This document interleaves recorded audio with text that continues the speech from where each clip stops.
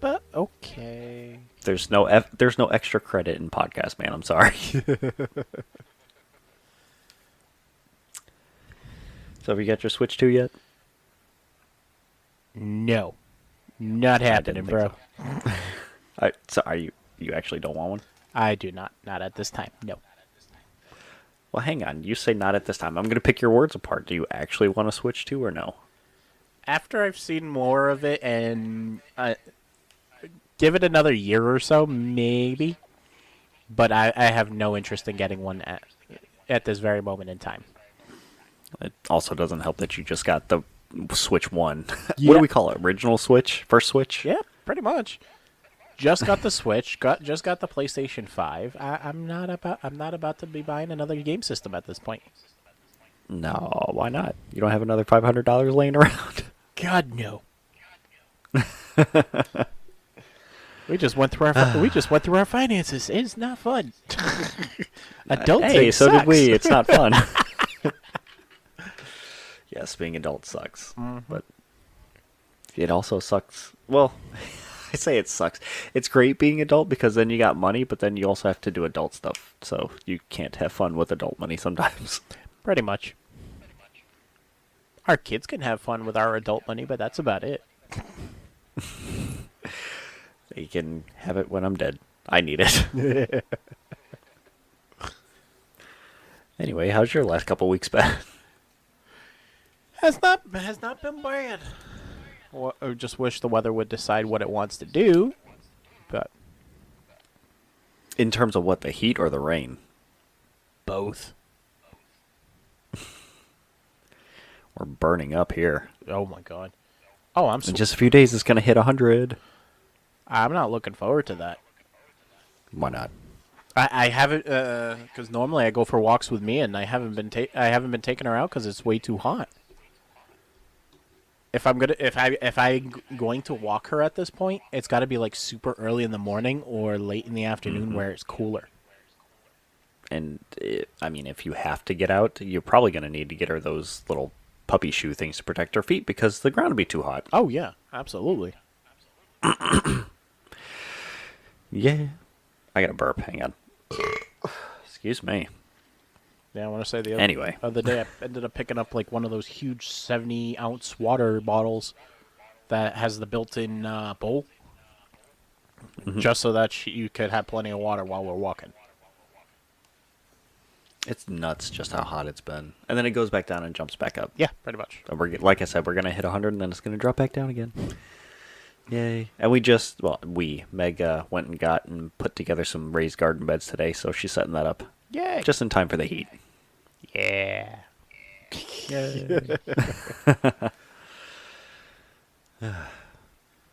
Could hold off on planting stuff for a week and see if the temperatures drop down. That's true, but she went and bought a bunch of starter plants already, so she's got to get them in the ground.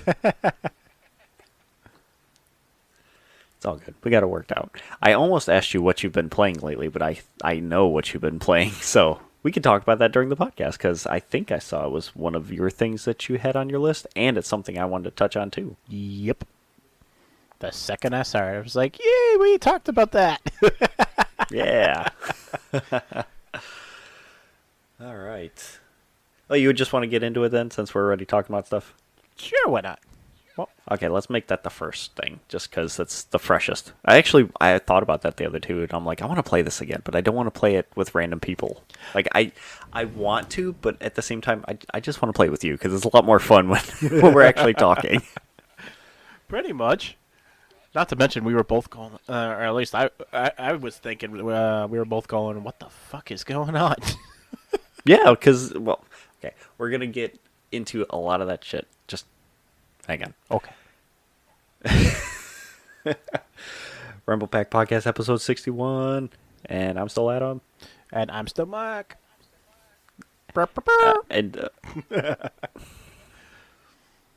Sorry, I'm having a... All right, what'd you call it, your zoomies? Yeah, a little bit.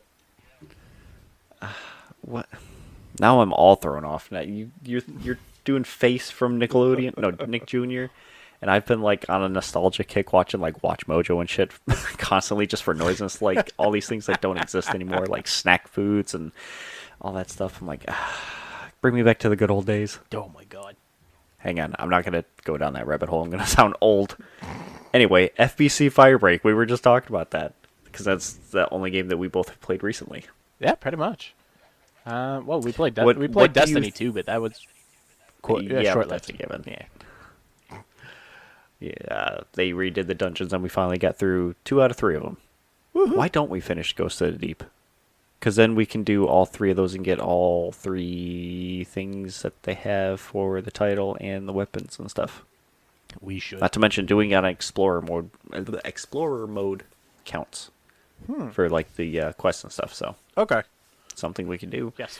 And we have 3 weeks, I think. 3 weeks until Edge of Fate comes out. And so, I need to get on whatever anyways we're doing, to get Bright Dust. So. You need to log in, get your free Bright Dust from the store. Yes. And then you'll be that much closer to your wizard outfit. Yeah. Now, what the hell just happened? I said FBC Firebreak from Remedy, and you're like, Destiny, and then we start talking about that. Anywho, Remedy, the same people who did Alan Wake 2 and Control and are working hard on Control 2, have put out FBC Firebreak, which is set in the Control universe, which I guess you can argue is set in the Alan Wake universe, since they're all hang on. It's all part of the Remedy universe. They're all tied together under one whole branch, so everything is tied together through whatever stuff. What did you think of the game? It was fun, but weird. Weird how? And what made it weird to you? It was weird to me about just because of the mechanics. Like it's not like out of the ordinary mechanics, but it's different compared to what I'm used to. And also didn't help that we didn't have much of a tutorial. See, that's what got me too. The game itself is just an objectives-based game. Yeah. It's a what am I trying to say? A team-based, objective-oriented game. Mm-hmm. And they designed it to be like, I guess in spurts, because the first tutorial mission, you're in and out in less than 3 minutes if you go straight to the objective and do it. Yeah, basically. But I agree with you. There was next to no tutorial. The tutorial level is just do the first level with some random people that you get thrown into, and it's like, repair these things. Okay, you're done. Get to the elevator. Doesn't tell you about the mechanics of the game, how different things interact, what the different things do, right. What's the best course of action, that you're actually supposed to stick together because it makes you stronger and be able to withstand stuff. Yep. Nothing. It was a very lackluster tutorial. What did you think about getting attacked by sentient Post-it notes? Yay! It's definitely different. See, and I tried explaining it to you, but I feel like I'm probably confused you even more when it comes to like the whole Control universe thing, with it being all like paranatural and dealing with psychic abilities and things like that from other dimensions too. Yeah, pretty much. Like I'm so used to like sci-fi alien stuff that it's not so going into like the paranormal type things, kind of. Mm-hmm. It's a different pivot. For sure. Fair enough. But do you like the game? I do like the game. It's a little hard. I probably wouldn't after that playthrough. I would agree. It's definitely hard. Yeah. Especially when there's not enough explaining. Yeah. I wouldn't go out of my way to play it just by myself. But like if you ask me to play it, I'll hop on, not without a doubt. And I'm guessing it makes it easier since you were able to download it from the PlayStation's, I'm going to say Game Pass store, because I don't know what it's technically called besides the PS store. PS Plus. Right. I think that's what it's called, right? PS Plus. And yours is the extra tier that you have to get that. Right. I think it's still just. I think it's still just the PlayStation Store. I half the time, I just know where I'm going at this point. Yeah. It also helps that it was offered for free under the subscription. If it wasn't, I definitely wouldn't play it on my own. But that's just because it's out of my wheelhouse. So. Yeah, I'm biased. I like Remedy games. I love Control when it came out. I still touch it every so often. That sounds really weird. I still play it off and on. It sounded really weird. A little bit. I still play it off and on. Oh, you didn't hear that. Nope. But I know that on launch day there was a handful of articles saying that they had a rocky launch and they were working on some stuff and trying to fix things. Some things weren't working correctly, like hit markers, enemies reactions, connection issues, things like that. I think I saw you had something about all of that stuff, so fill me in, sir. Okay. Well, it sounds the article I read is basically just touching upon everything that you and I talked about when we played the game. That and what we just talked about, where there wasn't really a tutorial, people were confused. There were issues with the progression, vehicle unlockable cosmetics. Did you just say vehicle? Huh? It sounded like you said vehicle, and I was like, "There's no vehicles in the game." No, via unlockable. I need to fix my ears. I probably mumbled, so I don't blame you. But they did release a patch yesterday, apparently, which included UI fixes to how much the unlockables cost. They reorganized it between operational requisitions and essentials. Which means the operational requisitions are cosmetic only items like sprays and armor. Whereas I thought all that was annoying trying to navigate. Yeah. And the essentials include gear and weapons, pretty much. And it's supposedly easier to unlock now. They also gave details on how they are planning to change the game's first hours. That way they have a better way of communicating on how to use the kits and stuff like that, which is because that was not very good. Pretty much, it's like And another gripe that I think I saw. I'm sorry, I hate to interrupt you, but another gripe along those same lines that I saw people saying that I didn't think. Well, actually, I think I touched on it while we were playing. Was you get the first level of the abilities and all that, but like the actual ability is locked away behind the first upgrade. Yeah. So you have to upgrade all the stuff first for them to actually be the tool itself. Because it even says, like, on the, I'm trying to think of the name of the kit, so the jump kit, the electricity one, the description of it was like, this broken or beaten down something is missing this thing, upgrade it to restore it from whatever. Yeah. And then you get the first upgrade, which all the first upgrades are like 7 points. I don't know what the currency's called, but there were 7 of those. And then you upgrade it, which fixes it, and then it's back to normal. So you're starting with a handicap. Basically. So the electricity thing, it could charge up, but it could only charge up to a certain point, and it would stun up for, I think it was like 3 seconds that I saw, 3 to 5 seconds. But after I upgraded it, it stores up a lot more electricity and stuns way more people for way longer. Okay. But that I could see that being behind like a tutorial mission. Right. Yes, like do a tutorial mission based on each of those main kits, so that way you can get a feel for them and like get them in working order. Right.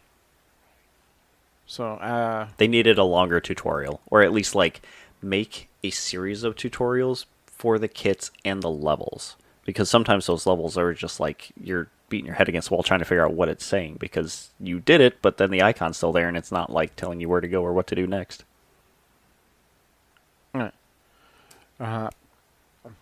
And surprisingly, we're going to be allowed access to each job, deeper access into each job right off the bat. So I don't know if that's. Ooh. I don't know if that's. That's interesting. So you get to just jump into like level 5. The way, I don't know if you like dove into the menus, but the way that they have it broken up is very odd too. Yes, I had no idea what the hell I was doing. Yeah, there's like difficulties and clearance levels. I never played with that. I just left the settings as they were. So we just did normal on basic clearance or whatever. Yeah, pretty much. Which is perfectly fine. Yeah. I mean, even then, we still had difficulty trying to figure things out, and it wasn't a walk in the park. Yeah, I really do think they should have done a lot better with the tutorial, because then at least they would have, even explaining those features and how they work and stuff like that. Having that option would make things easier, because I think I was more confused than anything else just navigating the menus. I agree. The menus just did not do anything for it. But, like we said, while we played it, we figured it out. We started piecing things together, and it made sense. It just shouldn't have taken... How long did we play that thing for? Like an hour and a half? It shouldn't have taken most of the time to figure it out. Right. Still fun, though. True. I'd say it's a good 7 out of 10 game. At least, if you have my opinion on it is, if you have a background in video games, it's more of a background in video games. It's easier to follow along and take context clues. But if you're like a brand new person who's never played games before, you're gonna have a hard time with this one. I can definitely say that.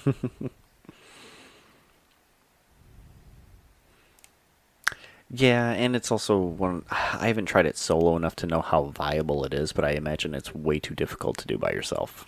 You have to have people to help. So it's like it's forcing you to play with friends or random people. Right.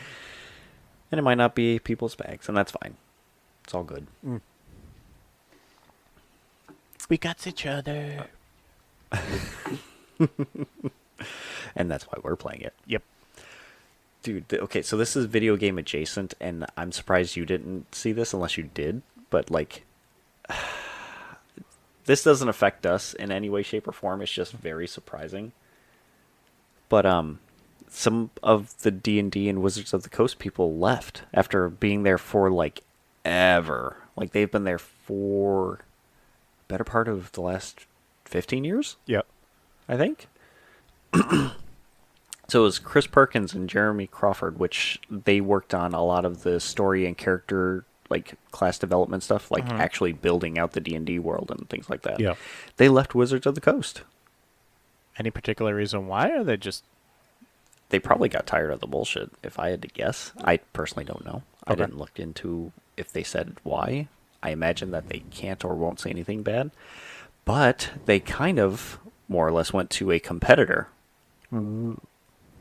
So, do you remember the group Critical Role? Yes. Yeah. So they have a D&D group.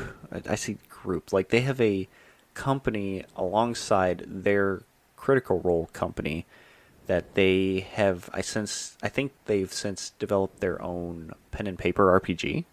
Okay. I think it's called... I wanted to say Pathfinder, but I want to say that's wrong.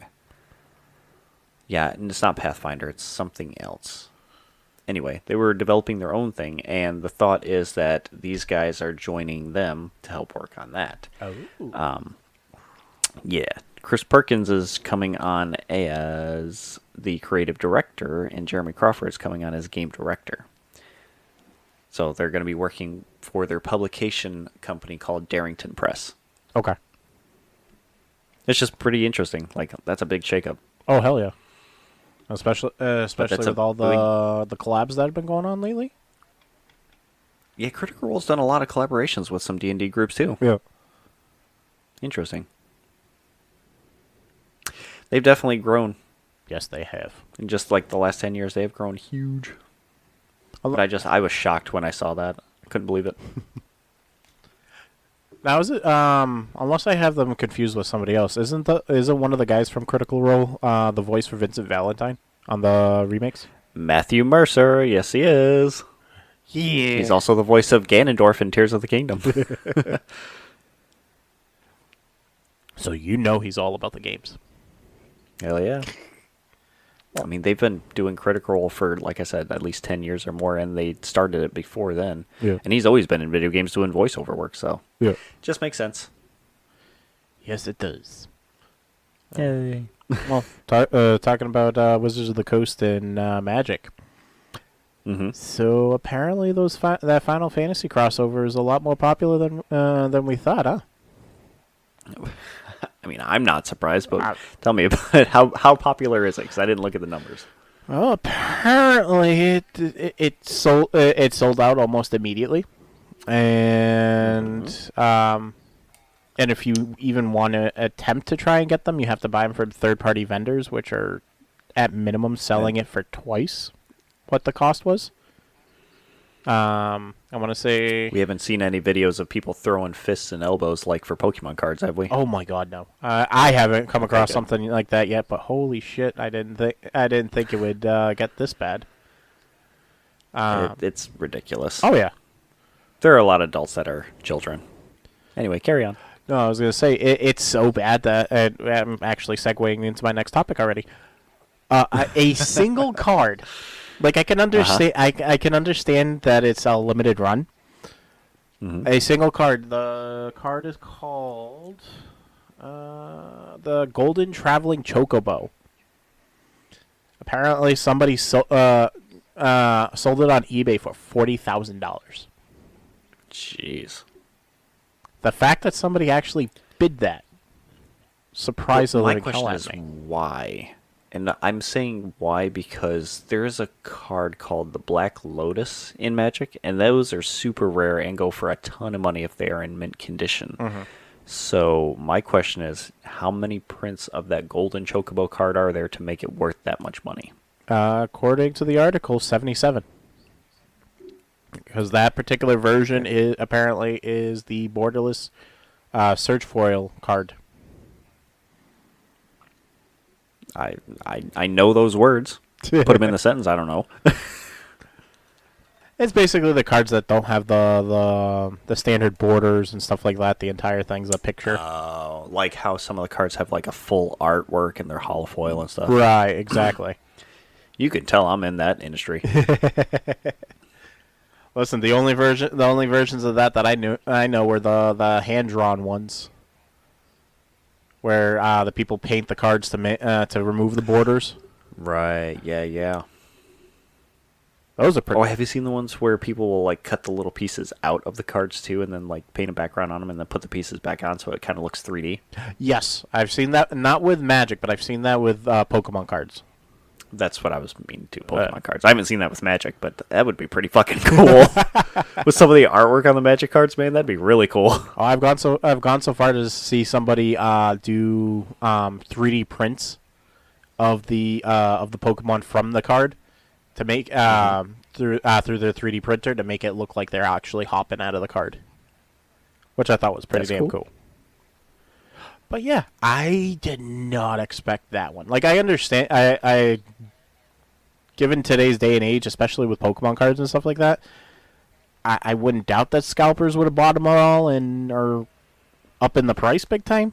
But $40,000 for a fucking card, seriously?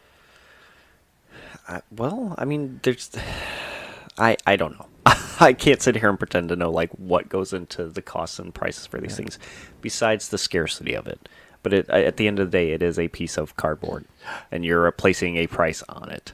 And a lot of these people want it, probably just want it for the monetary value. They're not going to use it in competitions and stuff, so what's the point of it? Exactly. And my thing is, like, I can understand it's rare and stuff. It literally just came out. Mm-hmm. It's not like it's the... Well, isn't that like... I'm sorry, go ahead. No, I was gonna say it's not like it's a first edition holographic Charizard from when we were kids. Don't do that to me. But that those being a lot of money, I can understand. The Black Lotus you're talking about, I understand. Right, because those are years and years and years old. These just came out, so obviously people want to rush like to get whatever as soon as they can and as many as they can, so that way they're first to market. But like, is it not dissimilar from like the Disney Lorcana cards? Didn't people make a mad dash for those too? Oh my god, that was ridiculous. It's one of those popular card things. As soon as people know that it's going to hit hard, they want to make money off of it. Yeah, but it's kind of sad because I want to say I talked to somebody about this. Gone are the days where I remember as a kid going to the freaking convenience store and they would have the boxes of booster packs at the store and you could just pick them out. Yep. Can't do that anymore. God, no. People tear apart displays all the time and rip open packs in the middle of the store. Oh, fuck. People are animals. And I'm surprised that they don't put that stores, knowing this, aren't putting them behind like secure locking key. Yeah, and security cabinets like they do with other stuff. And limit them. They should, but well, what are you gonna do? We don't run these businesses. Nope. I feel like it's a lot of adults ruining things for kids too, like that. Because there was an event. Well, we fucking covered it. It was the museum event or whatever for Pokemon. Exactly. And the adults there ruined that for the kids. Yeah. And there's plenty of adults that are the scalpers for Pokemon cards and stuff like that too. They go and tear down the displays or block. I've seen videos of people blocking things so that way other people can't use it, just so they can get what they want. I literally saw that at Shaw's up the street from us. I was waiting in line to go to check out, and I saw a dude block it because our Shaw's has one literal Pokemon card vending machine. Oh, that's cool. And somebody was blocking somebody else from getting cards because he wanted to get the cards. That's how I fucking hate that. You're an adult, act like it. Pretty much, and it's near the registers too. So I'm like, how do you have the audacity to do that in front of employees? With no compunction either. Yeah, just showing his ass to the world, like whatever. And I'm surprised nobody said anything to him. What could you say? What could you really say to someone like that would make them go, "Oh yeah, I'm an idiot"? I don't know. As it was coming out of my mouth, I'm like, wait, this is a grocery store. Most of the people at the front registers are the high school and college kids trying to make some cash, some spending They're not money. getting paid enough to deal with this shit. Pretty much.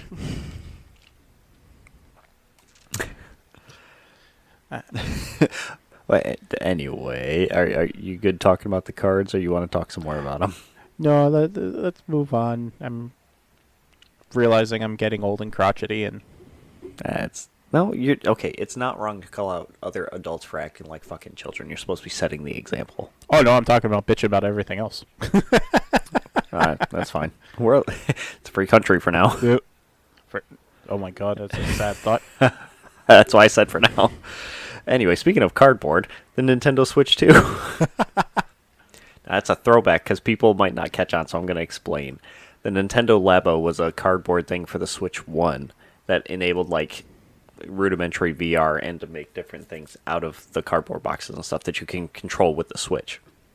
You could make like a piano and a VR thing and what was the creature? You can make it walk and crawl and do it, or do all this other shit. Like you build it out of cardboard essentially. Right.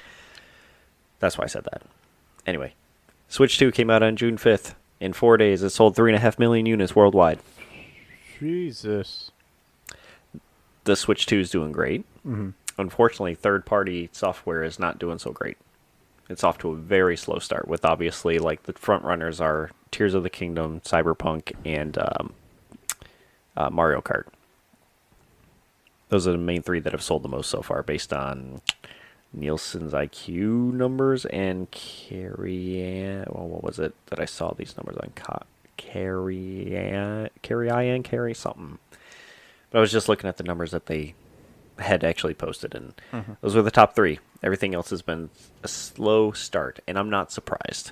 Mainly because they think that this is going to be like the push for $80 games, and people aren't. They just bought a $450 console. I don't think that people are going to be chomping at the bit to spend $80 on a game, first off. Not to mention, when you buy the Switch, you can get Mario Kart built in. And once you have that, you're already kind of in the Nintendo ecosystem and don't really have to spend any more money. So this... And another thing about the Switch 2 is that it's not a completely new console hardware. It's an upgrade. So, yeah, they're going to be making games specifically for the Switch 2, and it's going to run on the Switch 2 and not be backwards compatible for the first Switch. Mm-hmm. But it's not like this is going to get people to jump ship for the Switch 2 either. Yep. And this is, I think I mentioned this to you, is this is a change in Nintendo's business practices and how they're doing business too. Wait, so you're saying I'm not sure if I understood you correctly. Switch 2 is not backwards compatible? The Switch 2 is games specifically made for the Switch 2 are not going to be. Okay, that I understand. Yeah. But that's something that most consoles do anyways at this point, so it's not. Well, even then, from the beginning, they were doing that. Yes and no. Starting with the PS3, it's only been parts of the generations also, but they're trying to keep those libraries current and bringing them forward. And just recently, Xbox entered in a partnership with AMD to commit to bringing games forward like that, using AMD's technology and stuff. Yeah. So basically, what I gathered from that was that they are making an agreement with AMD to keep all of the Xbox games from the 360 onwards in some sort of giant library, and that their systems can read it. PlayStation is doing okay with that. They're building out their library more, but PC is where they're weakest at, and they're starting to fill out those areas. The Switch and the Switch 2, that's going to be the weird one. And that's only because look at how they're doing this. I don't even know what else to say. Look at what they're doing. They close down and turn off things in the past, and then put it on their new stuff as a virtual thing, and then get mad at you if you have it anywhere else. So, like, it's no surprise that they put the GameCube emulator on the Switch 2. People were asking for them to do that since they showed that they could do that with the NES, Super NES, Genesis, N64, all that fun shit. Those I'm going to call them apps that are on the Switch 1 for those systems are also on the Switch 2, and I think this is how Nintendo is going to be going from backwards compatible things forward. But that is specifically all their old stuff. What I think they're pushing for is mainly they want to go digital, but they're trying to figure it out. And I say that because they're still focused on the cartridges right now. But if you look at their focused areas for their business, they're turning it into the tier systems.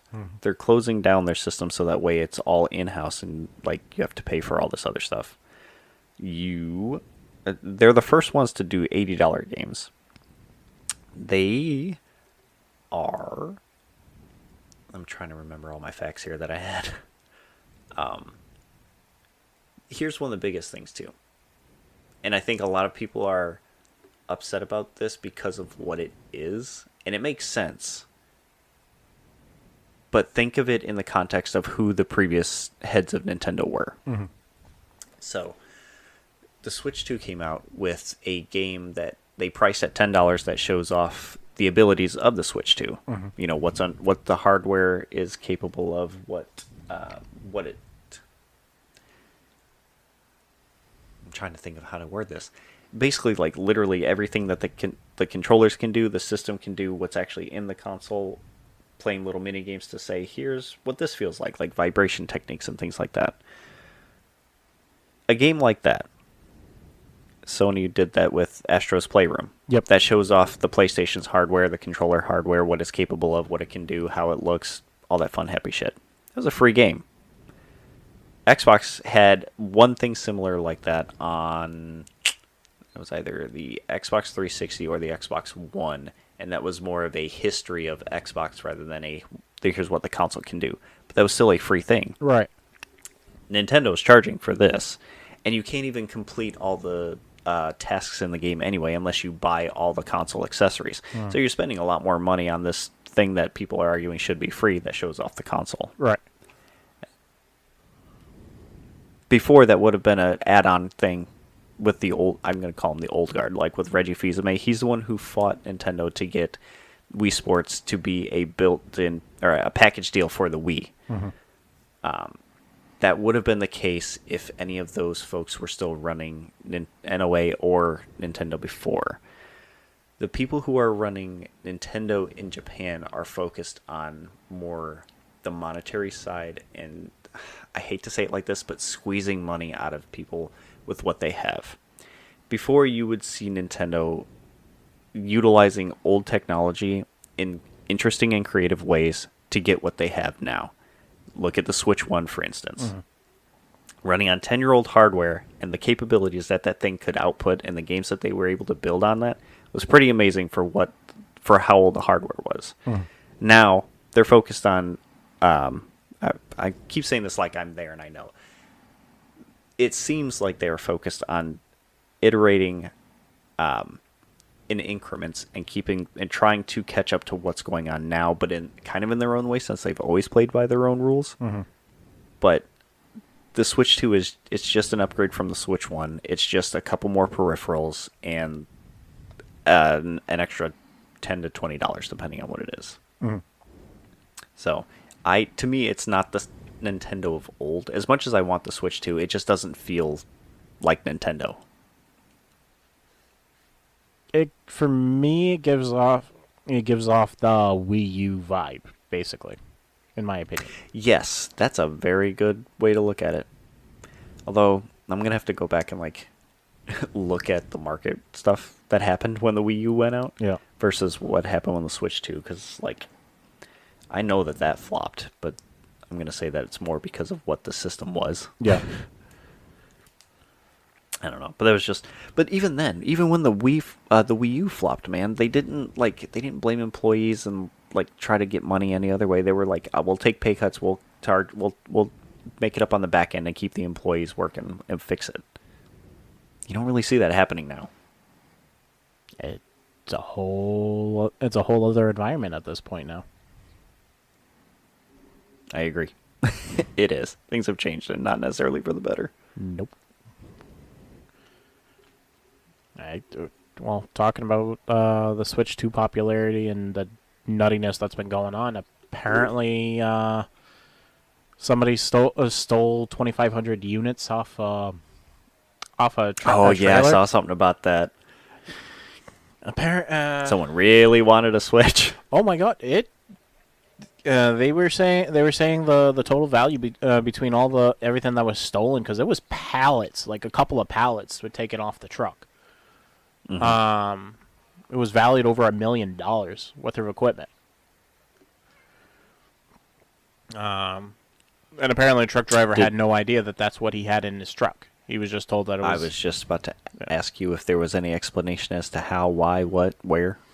No. The only according to the truck driver, and whether he's truthful or not, he said the only reason he found out was because he did a pre-inspection and saw that the stuff was missing. And he was on his way to a GameStop in Texas or something like that.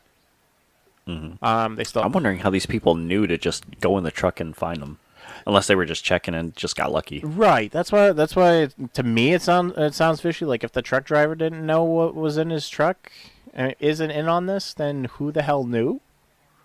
Because they had to have tracked the truck. They had to have known it was in the truck and was tracking it. How do you know? Were you in on it? I plead the fifth. Okay. But yeah, no. What the hell? Where the hell was I going with this? I don't know. Oh, I don't remember. Probably to GameStop. I was reading this article. I'm like, all I'm thinking of, what the hell was this? Something out of the Fast and Furious franchise? What the fuck? Oh, dude, it's just like whoever those folks were that stole a shit ton of Pokemon cards at the one tournament or whatever it was. Oh my God! Yeah, and we talked about that. Yeah. Yep. Yeah. Was it Pokemon cards or was it? With all these, what is? It was Pokemon cards. Yeah. I'm trying to figure out what's with Nintendo and all these heists. Oh my God! Everyone's got to steal from the big end. I smell a conspiracy. They're doing it for the publicity. You wonder. You know, it might be a conspiracy too, because there was another Nintendo thing that happened in the UK recently. Oh my god. I'm serious, man. Metroid Prime 4 Beyond. There were some ads that went up in let me find the name of it really quick. It was the Oxford Circus Station in the UK. Mm-hmm. They had some ads go up that said out now. So it sent people going crazy like, where the game's out? When no one said anything. Where is it? Where can we get it? Nintendo had to come out and say, yeah, I don't know why these went up now. It's not out. Game's still going to come out later, but it's not out yet. Oh my god. So whoever it was just jumped the gun hardcore. Oh my. Yeah. Either he got paid really well or he got fired. I'm wondering if someone was just like, this would be really funny if I do this right now. It definitely brought hype, that's for damn sure. But it does. I will tell you right now, that game does not need hype, man. People want it yesterday. They're excited for that game. Just want to make them salivate. Bring up those pre-orders. Since I mentioned about Nintendo and them having $80 games again, and we just got $70 games, are you gonna make yourself okay with that? I'll never be okay with that. It hurts, but if you compare, I hate this argument. But yes, if you look at the cost of money back then versus now, games are still technically cheaper and all that stuff, but it doesn't work the same if the money doesn't go as far. Pretty much. And I bring that up again because Xbox's first foray into the $80 game sphere, I guess, is Outer Worlds 2, which I don't think is the greatest choice to be making an $80 game, but funny enough, the developers of the game came out and said, yeah, we don't set the prices of the games. Sometimes you just have to make your thing and stick in your lane, and not everyone's going to experience it, and it's unfortunate. So it sounds like they were kind of strong-armed into, hey, guess what? This is what we're doing. I will say a plus side to that is the game itself sounds like everybody has their own way they value games and whatnot, and you get what you get out of it. But from the early reviews and things that I'm hearing, reading, watching about the game, is that it's chock full of stuff. The devs have put in a lot of work and have made it a lot of fun. They've learned a lot from Avowed and have put in some more of that arcadey feel into it. So it's all good stuff, but the question is the value actually worth $80? And that is specifically subjective to every individual. But depending on what the majority says, it may actually be true. I don't know, man. But here's the thing. I say thank goodness for Game Pass because obviously it's going to be on Game Pass since it is Obsidian, which is an Xbox game studio.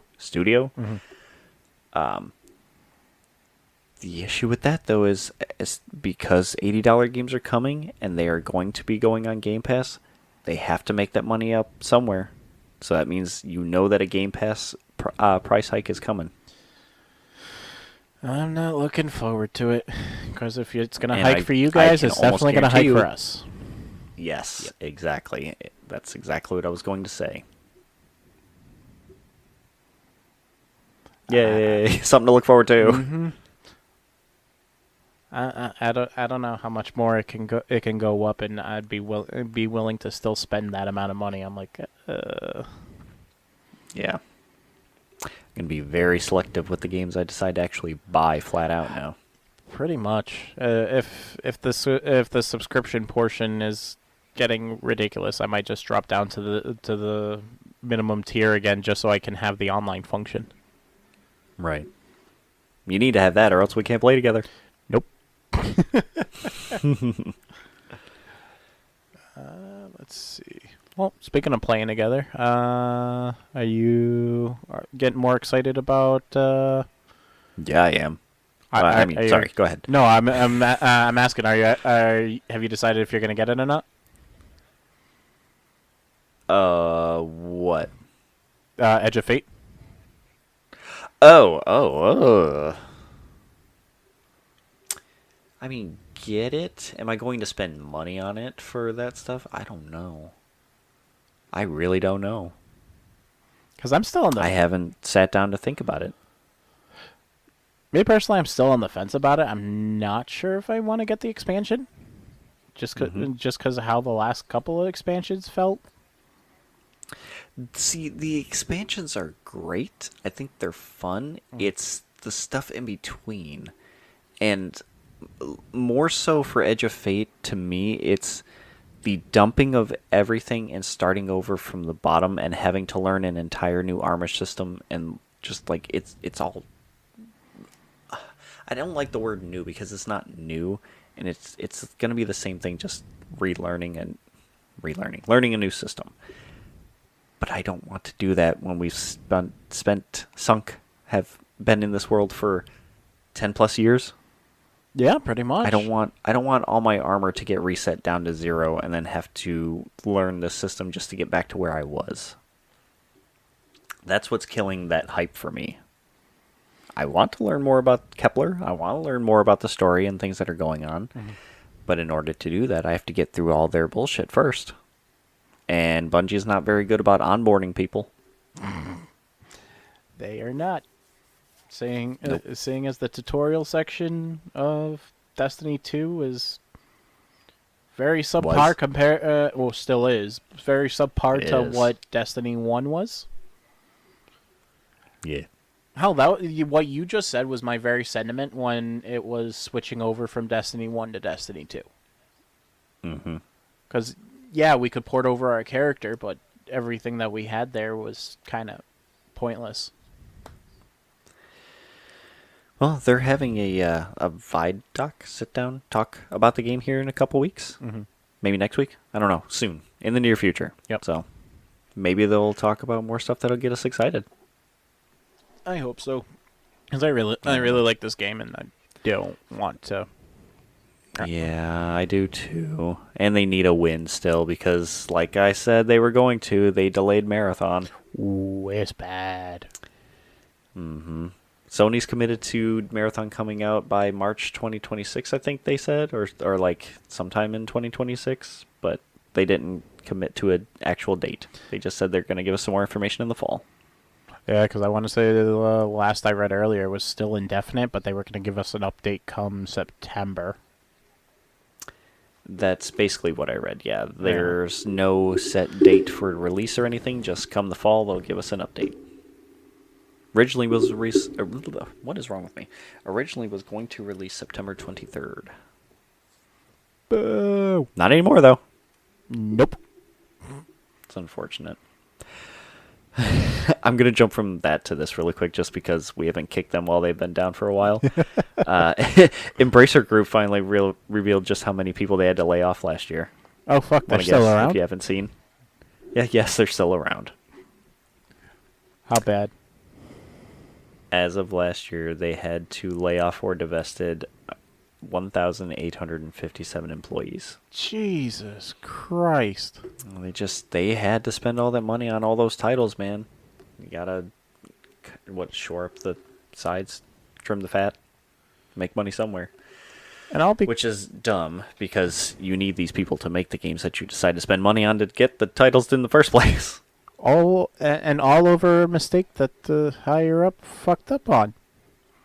All because he thought he had a done deal and didn't have anything in writing. Fun stuff. Anyway, I thought you might like that information. Haven't talked about them in a minute. Kick them while they're down. Yeah, pretty much. Oh my god. It's a race to the bottom between Embracer and Unity. I'm sorry, they both suck at this point. They've squandered a lot of good faith. Pretty much, they gotta do something big if they're gonna plan on getting our trust back at this point. Mm-hmm. So, just going back to the Destiny stuff, are you excited for any of the big changes that are coming? I'm very apprehensive. I'm horrible when it comes to change to begin with, as you may know. So I'm not exactly sure how I'm going to handle it. Okay. It's already bad enough that... Have you read through any of it? Not. Yes and no. Like it explained how a lot of the information that I've read is pretty much information that we've talked about, where like they're changing up how they're doing the armor system and how it's going to affect. They're going to differentiate between certain armors which were very similar, that are going to affect different aspects to make them more unique on their own, and stuff like that.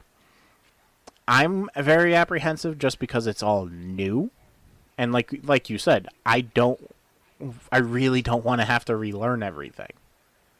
Here's the thing that sucks about the armor too that I really don't like, that I feel like I haven't mentioned enough. They're adding in the idea of having armor sets. So if you have the whole set of armor, or at least 4 pieces or whatever, or no, 1, 2, 3, 4, 5, 4 and an exotic armor piece, you get a set bonus or whatever.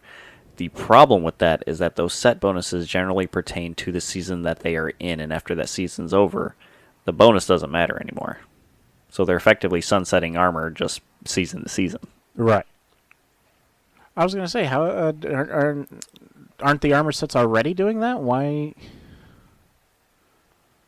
Yeah, exactly. So what's the point of keeping the armor sets? They're null and void. Just these are going to be more important to having your stats be what they need to do. Yeah. I don't know. I'd have to see, because then if that's the case, then what does that mean for our artifact armor? Is that That's a good question. I don't know. I don't know if it stays artifact armor and gets whatever additional bonuses or what. Listen, I'm still trying to get over the fact that they nerfed the hell out of prismatic, because I remember being able to fire off turrets left and right, and nope, that cooldown time got extended big time. Mm-hmm. And I get it. I see the reason, because even right from the get-go I was saying that's very overpowered. But at the same time, it sucks. See, now you can feel my pain when they kept nerfing Golden Gun. With Celestial Nighthawk being like condensed down into one shot, you could do millions of damage with crit hits, and they nerfed that thing into the ground. Because people were deleting bosses with them. That's their fault. That's what they do. It's like, okay, you guys are having too much fun. Let's reel it back a little bit. Or then you get the weekends where it's like Prometheus Lens comes out and it's way too strong and everyone has it. So it's like, all right, we're playing laser tag in the Crucible this weekend.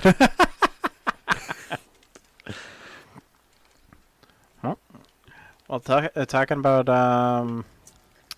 nerfing and stuff like that, apparently they're going to be unnerfing or making new more armor relevant now in the next update. Such as, or how so? Let's see. It's actually what they're changing the exotic gear in Edge of Fate, the Edge of Fate expansion. According to the like how things work, right? Because it was saying like that apparently there's going to be like a variety of updates for planned exotic gear, and I actually have a list of the ones of what they are going to be updating and to what. And it looks pretty cool. I like the fact that I'm gonna have to look at your list. Let's see. Like, for example, which I'm very surprised they're doing it. Winter's Guile. Didn't that just come out in not this expansion, the previous one? Beyond Light. That was part of War. That was the exotic that we got when we unlocked that hidden boss in Warlord's Ruin. No, Winter's Guile or arms. Yes, that was the exotic armor we got for the hidden boss. You might have gotten it to drop, but you don't get exotic armor from those guys. They would drop a specific weapon usually. So that must have been just a random drop from them. Oh, I thought that that exotic was because of Warlord's Ruin. No, those have been out since Beyond Light, I think. Oh, and I stand No, corrected. those might be even older because of Stasis. I'm not sure, but those have been out for a little while. Oh, okay. Then I stand corrected. But I wonder if you're thinking of the BFG, the big fucking glaive. Maybe. Wait a minute, are we thinking of two different things? No, Winter's Guile is the arms. Winter's Bane is the giant glaive and the heavy one? I don't know. Anyway, continue. We're getting off track. I'm liking the fact that Phil Winter's helm is actually getting a buff. Another one? Yeah. Let's see. They're adding powered melee damage, weakens targets, applies 15% weakness. Weaken effects applied by burst via melee or finisher final blows are unchanged. So I didn't even know that they that had a weakening effect previously. Okay. Surprised you learned something new today. Yeah. And I was running that helm for a while, so I'm trying to remember what the reasoning was. I know you and Brian had recommended it at the time. You know what's funny? It might have been the weakening effect based on whatever it was at the time too, and we just didn't think about it because that was the secondary reason, and I can't remember what the primary one was. Yeah, because I want to say we had switched up my play style at that point because I was running. It was still Strand, but instead of me using, I want to say instead of me using needle arms and oh my god, and come on, you can do it. I believe in you. The grappling hook thing. For some reason, I can't remember You just said it. It's just called grapple. Oh, okay. But yeah, instead we switched the grapple over to the other one. What's the other one? I don't remember. all I know is we switched it to a more melee up close build at that point. Mm-hmm. So it was easier for me to run Warlord's Ruin. Oh, was this helm a melee focused one that would cause an explosion? I think so. And that had a weakening effect? Maybe. Might be. I think I remember because at the time I want to say the artifact had like unraveling and stuff like that. So they all worked in unison with each other. Makes sense. Yep. Want to know what else is unraveling? Warner Brothers. Nice segue. Thank you. Warner Brothers games, their games subdivision, I do feel like is unraveling because instead of like trying to compete in the marketplace as one would, like an EA or an Ubisoft would, they're more condensing and turning into like basically 4 pillars, which their focus are on Game of Thrones, Harry Potter, Game of Thrones, DC Universe, and Mortal Kombat. And those are their sole focuses now. Mortal Kombat obviously has NetherRealm Studios, which they make Injustice. They're probably working on another fighting game besides the next Mortal Kombat. Mm-hmm. We got the next version of Hogwarts Legacy coming at some point, I'm sure. There's DC Universe games that are, some of them are being developed through NetherRealm. That's how we got Injustice and stuff. Mm-hmm. Game of Thrones, they either just had some sort of game come out or is coming out soon, and I can't remember what kind it is. But they're restructuring their games divisions and focusing on those 4 areas. And I say areas because they could be anything. And that's news to me because I had no idea there was going to be a Game of Thrones video game. Didn't even know there was an interest for that. There's a trailer that just came out recently. I think it's an RTS. I need to get out of my rock then. I'll tell you right now, it has no interest to me. I'm not the biggest RTS person, but like even then, seeing it, I'm just like, meh. I think Game of Thrones came and went. Right, it's a good show. Don't get me wrong. If I wanted to sit down and binge it, I will. but I have no interest in playing a video game of it. Right. It basically gives me the same feeling as when The Hobbit came out on the PlayStation 2. Like, I'm sure it was a good game, but I had don't mess with my shows or movies. Something that doesn't mess with it. Have you played Shadows of Mordor? I have not, but I heard that was good. You have to try that game. You have to try it. The Nemesis system alone is like, it's excellent, especially for an action adventure game. But the game alone is a lot of fun. Yeah, definitely try it. It holds up too, even all these years later. I'll have to give it a shot. I wonder if it would be on the PlayStation Store. Probably. I have to check that out. I can re-download it on the Xbox Store. I'm sure you should be able to too. Also, years later, something else that's pretty cool that's years old and is gaining steam. Haha, pun intended. Star Wars Battlefront 2's population has been increasing, especially on Steam and the PC. Excuse me? Yeah. The game itself is fun. It's always been a great game. Right. It's just EA's greediness has really fucked it over from shining from what it was before. But I guess people are rediscovering it and saying, oh yeah, this game was fun. And more people are starting to join in and play it now. That's really cool. Okay. Which I recommend it because I love Battlefront. I loved it back on the original Xbox. It was such a fun game. They really nailed it with the remake of the second one.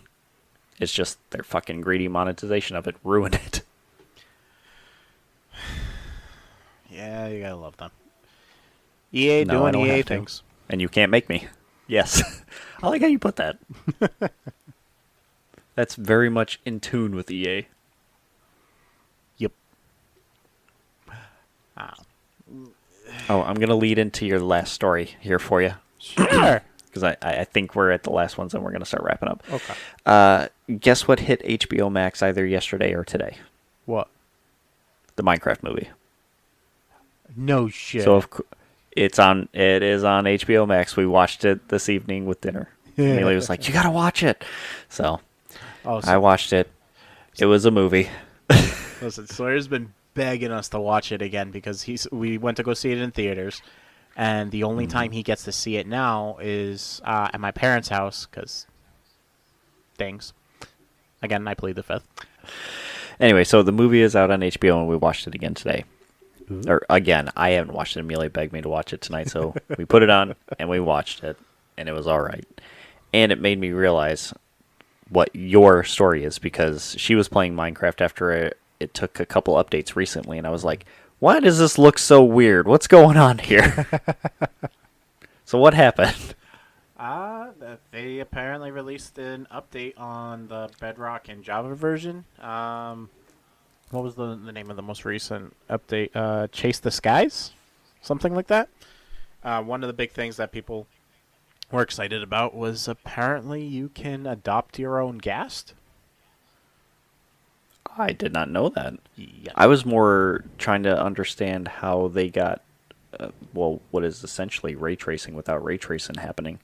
Like, they have actual, like, the way the light works actually wraps around the trees and casts real shadows and moves appropriately, and everything is so shiny and pretty now and has a huge draw distance and stuff. Ooh. Yeah. Okay, we need to play soon because I have not seen that update yet.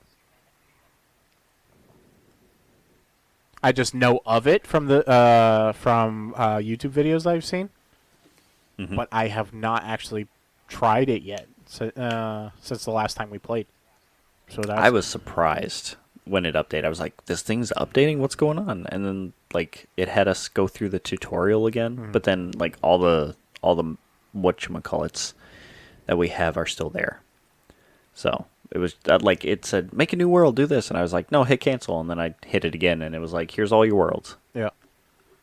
But they're all there. It's all shiny and pretty. Oh, thank God, because I wouldn't want. I think Sawyer would be pissed if he lost his world. Poor guy has done so much work in it. Do you want to take another trip down to Hoppiton's latrine? Let's do it. Oh, we got plenty of games to play. Yes, we do. We need to get back into Streets of Rage, too. Oh my god, why am I not? And No Man's Sky. That was the beat 'em up game. Oh, okay, yep, on yep, the yep. PS5. And we got to play No Man's Sky again since they've put out another 15 updates since we last touched Holy it. shit. I'm being sarcastic, but it probably is something like that. Listen, outside of Destiny and Minecraft, I've been bad. I just recently, and Callie was. What about your surprised. mushroom game? Huh? What about your mushroom game? Oh, I'm still playing that. Apparently, so many people my server is almost completely dead that all the remaining players in my server we're trying to get them onto our guild so that we can compete with cross servers. And I am officially the top player in our server because the top player stopped playing 30 days ago. Nerd. Yep. I like the title, but at the same time, I didn't earn it. The other person just got bored. No, you earned it. It's just, I can't think of the word. I was going to say a stipulation. Yeah, there's an asterisk. Yeah. I won it. No, but seriously, like, even Callie was talking about it. Dreamlight Valley, she hasn't played it in forever, and I haven't played it in longer than that. There was some Peter Pan stuff that was just coming out or just came out recently. Yeah, they finally continued on with Skull Rock. Because remember how at the end of the first, is there a campaign going on, like a story? There's supposed to be. I haven't gone past it. So I don't know exactly how it goes, but remember how at the end of the first chapter, after you befriend the Forgotten and all that, you can move. I haven't played any of the new stuff, so I couldn't tell you. Oh no, this is from the first installment before the first expansion. Okay. After you finish the main storyline, there's a little ending mission. Spoilers. Huh? Just so you know, I just said spoilers. Yes, if you haven't gotten this far in Dreamlight Valley, it is spoilers. Yeah. This game's been out for like, what, Anyway. 2-3 years now? I don't know. Yes. Holy shit, has it really been that long? No. I want to say at least 2. It's been out since our podcast has been out. And how long have we been doing our podcast? Like 3 years. Okay, then. Yeah. All right. I'm glad we got that settled. Yeah, pretty much. But, yeah, no. Yeah, no. That's a weird saying. Yeah, no. No, yeah. But there's like a little ending mission where you bring all the pillars to like the island next to Skull Rock, and it causes Skull Rock to open up a little bit.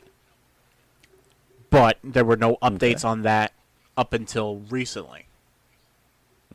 Which now apparently you can get to a point where you can go into Skull Rock. Cool. I haven't heard anything past that though. And I have no intention of finding out on my own. I'm really surprised that Callie held out as long as she did on the game. I agree. It's us adulting at this point. She even said that game is basically doing chores you don't want to do in real life, but it's more fun. Yeah, pretty much. It's so much easier to redecorate your house and find new outfits and do things. You can have all the pets you want, and you don't have to feed it or clean up its shit. Yeah, that's what world we're living in now. We decide to take care of a whole bunch of different lives, human and non-human. All right. Since it's midnight 30, I think it's getting about time, right? Yes. Then let me end it on a good note then. What's the good note? The SAG AFTRA strike is almost done. Yes. I saw that they reached a tentative agreement. Yeah. They're still they're still talking it out, so there's no details. But it may But the strike itself is over, right? Right. It's let's see. Details of the deal haven't yet been released, but the union says it includes necessary AI guardrails, Companies adopt tools to copy, replicate, and the work of actors. More about the deal will be shared after members vote to ratify it in the coming weeks. Strike began last July. Mainly involved demand for pay raises, better on-site working conditions, the usual stuff. Which is kind of a sad statement to say, but I'm actually kind of surprised at that, and I was thinking it was more along the lines of AI and keeping jobs safe. Yeah. Shows I was wrong. Well, the strike was it was one of the big key factors was the AI things, but those are the other gripes that they had and wanted to be taken care of. Especially since the actors are currently paid on a session by session basis, whereas the AI models they take that information, they can do whatever the hell they want. They don't have to pay the actor for it. Yep. Which is kind of scummy unless you have their permission. Which is actually kind of ironic, seeing as the Fortnite Darth Vader thing. Oh, I'm laughing because I've seen a lot of funny videos about that and people manipulating it. And it took no time at all for them to manipulate it to do some pretty funky things. I think this is gonna make me sound so damn old, but I think the younger kids get the idea of what this AI actually is versus the people in between us. Because I have this conversation a lot with older folks or people around my age or so who believe AI is actually AI, and the version of quote unquote AI that we have right now is not literally AI. It is just a fancy form of Google. So basically, she who shall not be named, but with bells and whistles, basically. Are you talking about Apple's person? No, Amazon's person. Though, same idea. Oh, that's more along the lines of Apple's. That is, I mean, yes, yeah, I guess you can say that in a rudimentary way. That's more listening for prompts and then making decisions based off those prompts.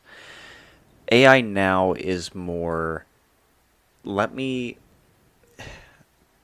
trying not to use like the technological word so it makes sense, but it's basically how a computer can take real world speech and then transform it into what is wanting to be done, and then what it spits back out is basically a search query in the form of a normal language model. It's not AI free thinking, understanding the conversations and flow of it and the nuances to it, so that way it gives you a real time answer. It's more, let me take all this information, compile it, go into my database, get the answers based on what the input was, and then spit out something that makes sense. Okay. So it's more, but they do that now with art and voices because they can turn those into data, combine it to what they want, and then spit it back out. Right. So it's sounding like it's a similar idea behind like the facial recognition software, where you train it with photos and it'll recognize, okay, these are eyes, these are mouths, this is nose. Yeah. What I'm talking about exactly. is like the rudimentary version of it. This is a more advanced version of it, type of thing.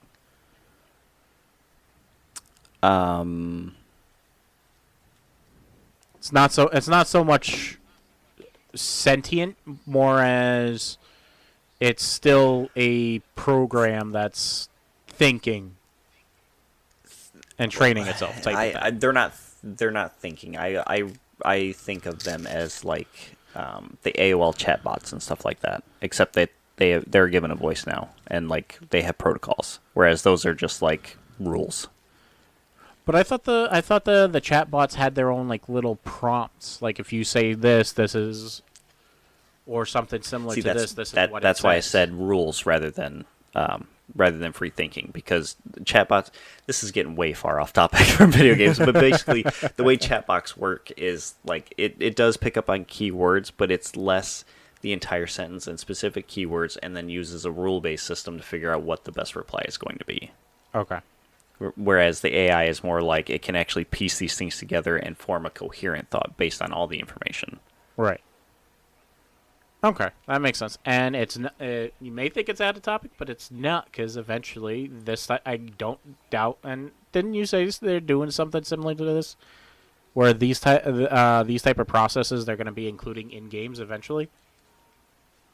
There are studios that want to do that, yeah. I mean, it's just like the NFT thing. There was some studios who are like, we're going to build our games strictly around the NFT market and stuff, and it's going to affect all this crap, and then they fold because it doesn't work. But you're going to have... There's always going to be studios that want to adopt these things that people are pushing against for XYZ reasons. And I think a lot of those are going to be the ease of use for AI, the ease of understanding what it can actually do for you.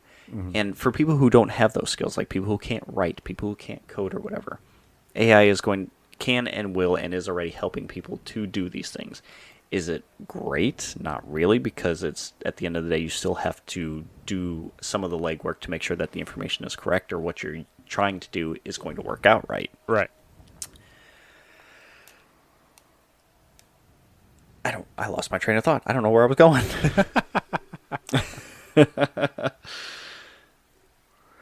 I think I'm getting the gist of what you're talking about. Bringing it back to the SAG AFTRA strike, the worry is for AI. It's that these voice actors and actresses will end up having no choice but to sign their voice rights. I don't even know what you would call it. Their voice likeness away, mm-hmm. or like have it put into an AI database to teach it how that voice sounds, so that way they can use it to voice other characters or to like change the tone and manipulate it later on. Right. Or maybe they just train it based on a specific voice for a character and stipulate that. There's a million different ways that they could probably go about this. But the worry is that people's likenesses are going to be used, whether it's face, voice, art, what have you. And then they will be out of a job because then they just have this database of voice samples that they can just manipulate and turn into full-on sentences and words. Right. Then you don't need actors at that point. But I think at that point they could, at which I hope they have in the wording of whatever their agreement is, if they allow it, is if you use a specific character's voice, specific actor's voice or anything like that, you just still have to have them sign off on being able to use their likeness or whatever. The seed data, basically. Right. And they get paid off of it, as if they were actually doing the acting itself. That's a very interesting thought. And I say that because there are some websites where people will take pictures and put them up, and people can use them, like they'll buy the rights to use the picture for backgrounds or imagery or whatever it is that they do. And people will make money based off of whatever they upload because it's their work. Mm-hmm. I wonder if there will be a point in time, basically what you just mentioned, where people can do that with AI and voice work. I don't doubt seeing that. I'm pretty sure, if I'm not mistaken, I think I remember somebody's reading a court case about it, and I wish I knew more. Like somebody sued because God, yes, I know what you're talking about. Yeah. Somebody sold their artwork to one of those companies, and that company sold the licensing right or licensed it out to somebody else, and they didn't like that because they didn't get paid. They didn't get paid for it. Yes, you did. Mm-hmm. You got paid when you sold the original artwork. It's no longer yours to say, hey, pay me. Money, bitch. Yeah.